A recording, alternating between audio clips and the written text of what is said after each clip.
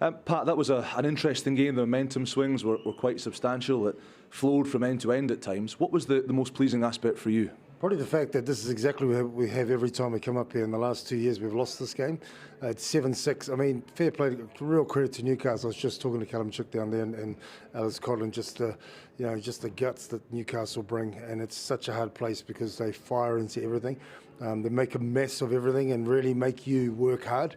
And at 7-6, that game could have gone anyway. And the last 2 years, we've lost that game. But the way that we, the way we played, the way we stayed controlled, we got down the other end, put pressure on, and obviously, V scored a great try. And then on the back of that too, we knew Newcastle would keep coming, but we said just keep putting pressure, get down the other end. And so I'm pleased the way we finished that game off because it's what we did here is what we've talked about the last 2 years that we didn't do. You mentioned Virimi Vakatawa. I'm sure there are clubs all over the world who would love to have him, but perhaps a little bit of concern around his health, his history, not being allowed to play in France. Did you expect to get as much out of him as quickly as you have done? Yeah, because he's had no symptoms. He's never had symptoms. He went through, and there's the system in France is different. Obviously, there's a lot of players that have failed medicals because it's a different system they have there. But that was the first thing we did before we even signed him. We put him through pretty thorough tests with specialists. And but the thing that was probably the big one for me was the fact that he's not someone who's had issues and then trying to come back. He still has had no symptoms. This was just something they picked up. So that was big. And then most importantly, he was keen. And you can see, you look at someone who hasn't played rugby for a year, he's slowly in every game getting bigger and bigger, the work that the S&C boys have been doing with him. And he's probably said that given that week off last week, that we're probably going to see the best of him now, as he's back. And, he showed his class.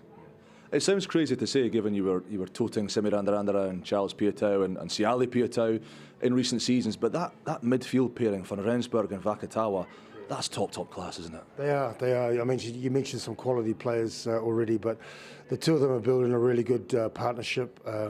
They have different strengths, but they complement each other.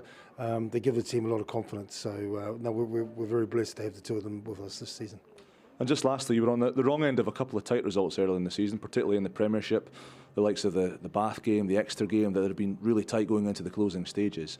Can this win now be the springboard to get you up towards that top four again? Well, I think we had a really good win against Gloucester. That was probably when we came into December. We had some pretty close losses in November, but we got the Gloucester win. Then we had the Lyon win. Obviously, the boys did really well. The group we took out to Bordeaux, but it's a real sign of resilience and perseverance that the boys knew. And they were positive despite the losses because they could have easily gone either way. We're probably given away 10 points in the league, and if we had got those, you're sitting at the top. So it's a fine line.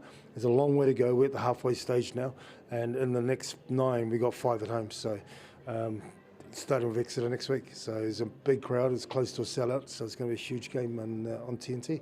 Pat, have a great Christmas. Thank you for your time. Thank you.